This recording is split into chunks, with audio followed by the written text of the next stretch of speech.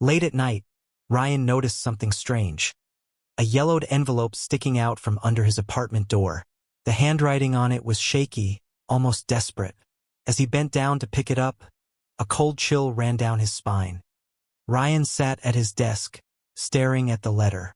Something about it felt familiar. His hands trembled as he unfolded the paper. The words inside sent a shiver through his bones. That night, Ryan couldn't shake the feeling of being watched. As he drove through the rain, his eyes flickered to the rearview mirror. A black car, headlights dim, was following him, and had been for miles. Ryan pulled into a gas station, pretending to check his phone. As he glanced up, his breath hitched.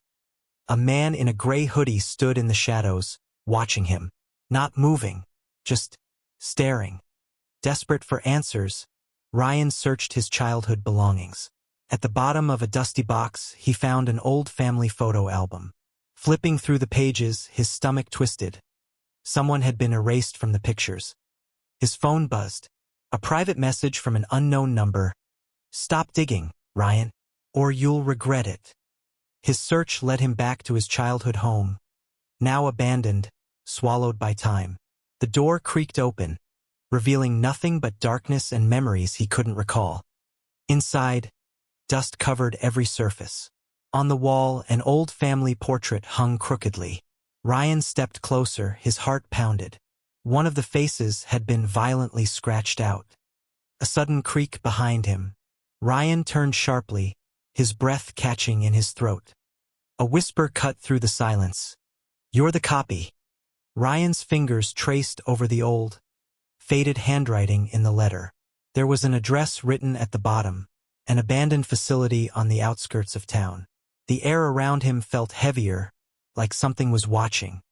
He arrived at the abandoned facility, its walls cracked and covered in vines.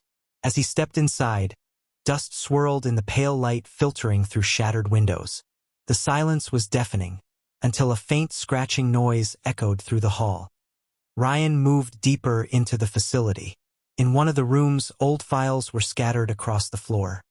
He picked up a folder labeled Carter R. His breath hitched. Inside were photos of himself. But the dates went back 30 years before he was even born. A sudden shuffle behind him. Ryan turned sharply, his breath hitching. In the cracked mirror across the room, he saw his reflection, except it wasn't copying his movements. A voice whispered into Ryan's ear, his own voice. "Goodbye, Ryan.